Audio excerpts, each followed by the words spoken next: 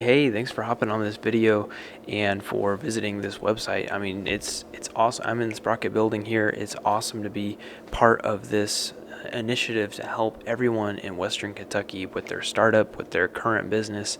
And so here I'm going to talk about several things in these videos. Though the one thing I'm going to talk about today is cold outreach. Cold outreach is notorious for making people feel disgusting. They don't want to be calling people on the phone randomly. They don't want to be emailing people. They don't want to be spammy. They don't want to go knock on doors because it's highly uncomfortable for them. And so I'm here to really help with that. I help a lot of people with cold outreach on a daily basis. And really what the uncomfortableness comes from is a lack of understanding some core principles in cold outreach. Once you understand those, I've seen it time and time again, once you understand these things, it's actually pretty comfortable. It's actually kind of fun for a lot of people, and it's even comfortable for the person on the other side of the phone, on the other side of the email, on the other side of the door, because of these things that you're about to understand. So one thing I will say before you go through this, make sure that you've looked into Market Fit Lab. It'll be somewhere on this website. It's really important to make sure that you're starting off on the right foot before you try to sell your service. And it will also help you figure out if you even need to do this kind of cold outreach. There are other ways of getting business. There's advertising, doing paid advertisement. There's networking is a really good one. Most of my customers have come through a good healthy network, and I'll do a video on how to make a good healthy network. But if you have decided, yeah, cold outreach is something I definitely need to do, whether it's cold calling, it's a cold email, it's a direct message in some social media platform, or it's just knocking on doors, depending on the type of business that you have created. I'm going to go through all of the principles you need to keep in mind. So now that you've decided, yeah, you need to do cold outreach. Let's just go through what is cold outreach. Why is it called cold? Why are there hot leads? Why are there warm leads? Why are there cold leads? So it's really just the way we talk about in sales or in marketing, the kind of the level a person is at in their wanting to buy your product or your service. So if somebody is a cold lead, that means they really don't know much about you. You're just coming to them out of nowhere. They've never heard from you before, and so that's a really cold lead. They're not ready to buy at all. You need to give them some reasons to buy. A warm lead is someone that you have kind of qualified. This is a person that would really like the product. Maybe they've been looking at your website. You've got some tools to track that kind of thing.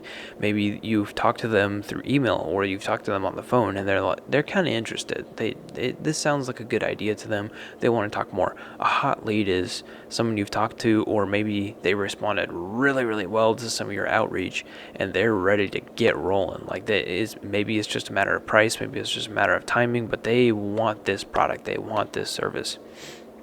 So those are kind of cold, warm, and hot leads. That's just the way we talk about it in sales and marketing. So cold outreach is that first level of wanting to try to generate some interest in your product or your service. So the way you do that is there are several different methods, and it's going to vary based on the kind of business that you have started. So instead of going through all the different methods you could possibly do, which would take a good little bit of time, if you don't have any idea and you can't, you've used some AI to try to figure it out, you've Googled to figure it out, and you've watched YouTube videos and you just can't figure out what type of outreach is going to be good for you, definitely just book a meeting with me on the mentor deck. I will help you figure out what strategy is best if as far as cold outreach goes. But for these things, I am going to talk about the principles to have in mind when you're doing these kinds of cold outreach. So I'll give you some examples of good marketing versus bad marketing. Good marketing is something like Apple did with the iPod when it first came out. So their advertisement was 1,000 songs in your pocket. Amazing advertising, brilliant advertising. That was really good, and I'll tell you why here in a little bit. Everybody else was advertising, here's a full gigabyte of storage. Here's all of these subscription services. Here's all this different stuff, and it none of us really remember what it was because it wasn't impactful. It was talking about the features of the product, all the cool things that these people had put in the product. It wasn't really digging into why the end user would really want to use the product. And Apple did that. They said, okay, people have hundreds of CDs stacked up in towers, stacked in the visor of their cars. They've got tapes everywhere. Let's talk about how they can have 1,000 songs right in their pocket. And that just killed. It was amazing. It did really, really well. And they focus a lot of their advertising on the why, how the products make people feel, what it does for them. People are not truly interested in a product most of the time. There are some people that are really interested in how much RAM something has and how much storage it has, and how fast it is, what kind of graphics it's got. But on a general basis, most people are just concerned about, what does this thing do for me? For Apple, most people, and carrying around an Apple, MacBook Pro or having some AirPod Pros or anything like it's all about status. For me, I love the way it works. I love the way Apple works. It works really, really well for me. It's fast. It's like hopping in a Corvette after having driven, some Toyotas. Toyotas are great. Windows is great, but the Mac is just amazing. So for me, very streamlined, very, the status is great, and you feel like you're part of a family when you see another MacBook. But those are the things that the product does for me. I'm not so concerned about all of I don't even know how much RAM my computer has. I don't really care about it. I just know what it does for me. So that's an example of really good marketing, is when the company is very focused on what the product does for their customer. What end result does it get for the customer? And focus your messaging on that. Examples of bad marketing are really just the opposite of talking about all the different features that are in the product and all the cool things and how powerful it is. And you see it all the time. You can go to, out of 100 websites, probably more than 90 of them are going to be, we are this kind of innovative company and we have these amazing products. And it's fluff. A lot of people really don't care about that. If you have created, let's see, there's a really cool product I know about that is for farmers. And what it does is it breaks down the surface tension of the water that gets applied to the crops and makes the water go deeper. And it works really, really well and gets way more yield in the plants than most other kinds of fertilizers. But the advertising for that, if you're focused on how it works and everything like that, a farmer is going to be interested in how it works. But what are they actually interested in? Are they interested in how cool the product is? Or are they interested in getting more yield out of their crops? Well, definitely more yield out of their crops. And so you need to focus on, what does this actually achieve for my customer? What results are they getting? So that's kind of concept number one, is what to really focus on. Now, in order to understand that, you got to understand something a lot of people don't put in the work to understand, and that is your market. You need to do some market research. Again, Market Fit Lab is going to do an excellent job of teaching you the concepts of what you need to do in order to understand your market. But in short, you need to go study the people that are going to use your product. You need to know them better than they know themselves. You need to know their pain points, their desires. You need to know what makes them tick, so that when you talk to them about your product, you understand exactly what they're looking for. If you talk to your friend about playing a video game and you don't even know what kind of games they like, you can talk about it all day long. If they don't like role-playing games, they're not going to play your favorite role-playing game. It's just not going to happen. But if you understand, they really like first-person shooter games, and you can kind of compare your role-playing game to a first-person shooter game, well, maybe they don't normally play role-playing games, but now they're going to at least maybe try it, or at least give you the time of day because you understood what their favorite thing was. It's the same exact thing in business. You really got to understand exactly how your target market thinks, what they want, what they don't want, what they're fearful of, so that you can really talk to them about your product and how much it's going to help them. This is going to solve several problems. For one, you're going to be more effective in your outreach. When you talk to people on the phone, when you talk to them at the door, when you're emailing them, when you're DMing them, you're going to be way more effective. You're going to get way more positive replies by just understanding what they need. The second thing is you're going to weed out a lot of people that don't actually need your product. And if you try to sell somebody something that they don't actually need and they don't actually want, but you happen to be good at sales either naturally or through building up some skills, you might actually sell them that product and then they're not happy with it. Either they give it some negative reviews, or they've taken some of your time and some of your resources and they're not a positive impact. They're not talking about your product positively because they didn't actually need it. So just understanding your market really well is going to help you target better. It's going to help you talk to them better. It's going to turn into more converted sales. It's all around better. So you need to understand your product. You need to understand your market that the product's going to go into. And then you need to understand some messaging frameworks. So let me get some water here and we'll go into that.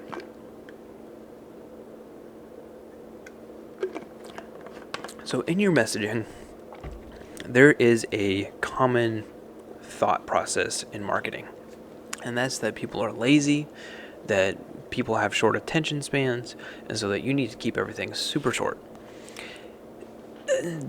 You do need to keep stuff super short unless you can't. There are some ways to think about this that are much healthier than just thinking everybody's lazy and has short attention spans. Are you lazy? No, most likely not. If you're starting your own business, you're most likely not lazy. Do you have a short attention span? Maybe, but I have discovered something else that's actually the problem.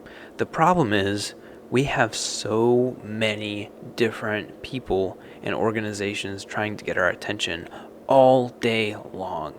And so we are much more guarded as a society against advertisements and people trying to get our attention. We guard our attention very closely because it's pretty much as valuable as time. It's a very limited resource, and we have to be very careful where we put our attention. And so if your messaging and your phone calls and your door knocking is really applicable to your customer, and they see how it's applicable from the get-go, they're going to give you all the time that you need. We watch 2-hour movies all the time. We'll binge watch for hours, different kinds of shows. We'll listen to a 3-hour podcast, or at least I will. Maybe you won't. But I see it as important. I see it as relevant. I will read a book for hours and hours and hours because it's relevant to my work. It's relevant to my life. And so if that is the kind of messaging that you're creating, if that's the kind of phone script that you're creating, is something that's really tailored to your target audience and it's really applicable and they really need it and they just don't know about it yet.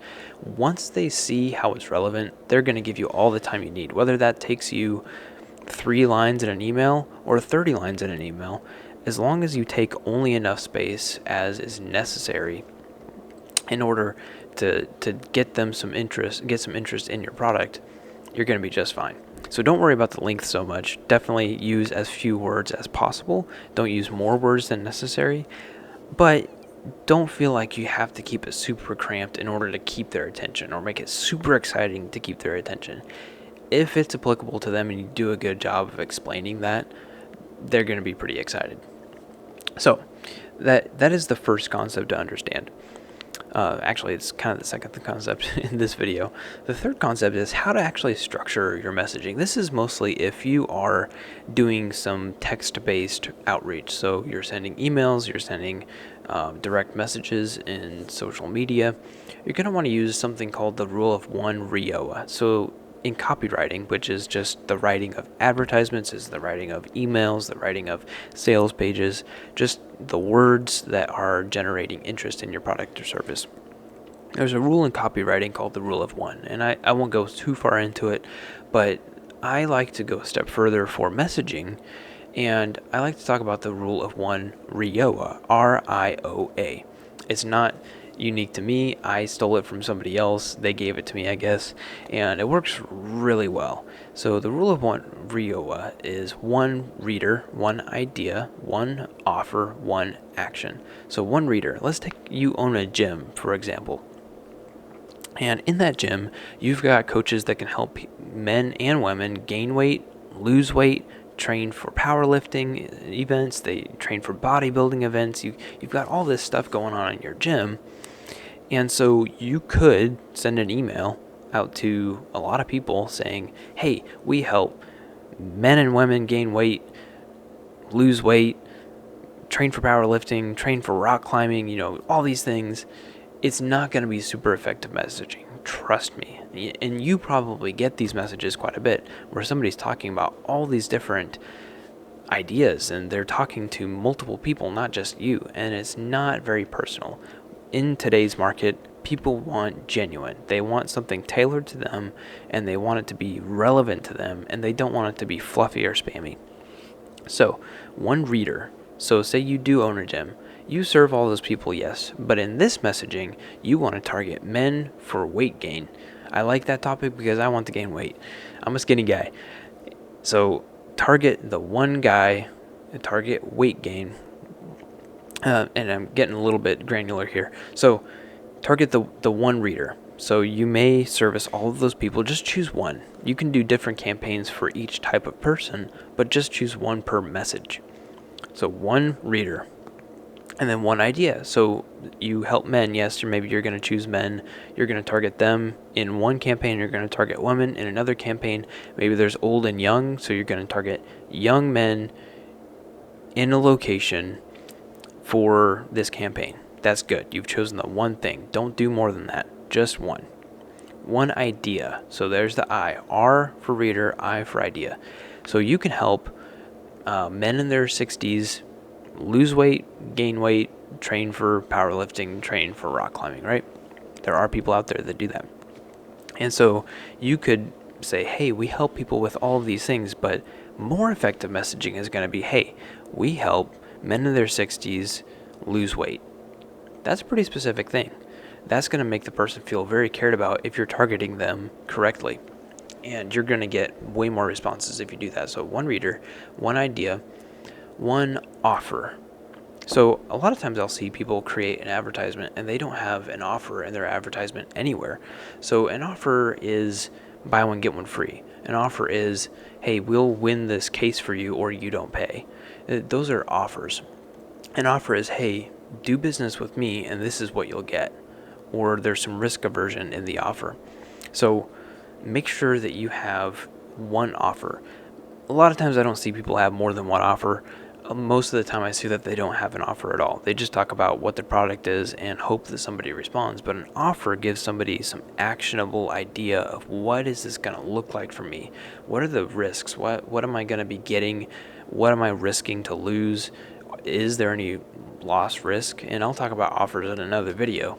But make sure that you have one offer. So you can see on billboards, for example, maybe they're targeting personal injury victims and they want to help people with that. So they have a slogan or a saying on the billboard, are you injured? And then, so that's talking to people that have received injuries. That's one reader. One idea, Mike's got this. I saw this one 1,000 times on the way to Kansas the other day. Mike's got this. And so that's the one idea. Mike has it. Mike's going to help them with this thing. But there's not an offer on there. There's no guarantee. There's nothing like that. Some really good law firm billboards that I've seen have a guarantee like, hey, if we take this case and we don't win, you don't pay, right? So that's an offer. It's a cool offer. It gets your attention. But a lot of people don't even have an offer to begin with.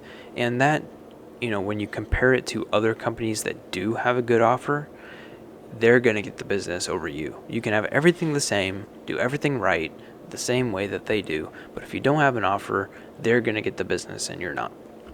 Really important to have an offer and a really good offer at that. And we'll do another video on making a good offer and some resources you can look at. Again, Market Fit Lab is going to do a really good job of helping you with this. So, and then one action. So again, on billboards, I've seen this a lot. So you'll see that personal injury law firm. Maybe they say, are you injured? Mike's got this. Maybe they do say you don't pay if we don't win. But then the dude's picture is so big and the phone number is so small and you're driving so fast that you can't see the phone number. The phone number is the call to action. call this number is the action that you need to take. Go to this website, Google my name, those kinds of things, or scan this QR code. Those are calls to action. And sorry if you're a real estate agent or a lawyer, but real estate agents and lawyers are notorious for having their picture so big that it covers up the phone number or the website. And that means that even if that person likes everything that you're saying, but they don't know what to do with that information, they're most likely not going to do anything with that information. So it's really important to have one reader, one idea, one offer, and one call to action, one RIOA. One of every one of those things is going to make your messaging very good, very fine-tuned, and combined with understanding your market and what they actually need is going to be amazing. You're going to be able to send out 100 messages and get 1 or 2 clients for every 100 messages that you send. And that's not even counting any kind of automation or some clay personalization or anything like that, which I could get into on a personal mentor deck call. Anyway, there's so much more to this topic. There's a lot of resources out there. But again, make sure you're going through Market Fit Lab, because it's going to help you be at the position to when you do cold outreach, you pretty much know exactly what you're going to say to the people that you talk to. So that's it for this video. Don't want to make it too long. There's so much more to talk about on cold outreach, but hopefully that gives you some good frameworks that makes it way more comfortable. If you understand who you're talking to and they really do need your product, you're going to be excited to talk to them, and they're going to be excited to hear it if you talk about things in a way that's easy for them to understand all day. They're going to really appreciate that you called them.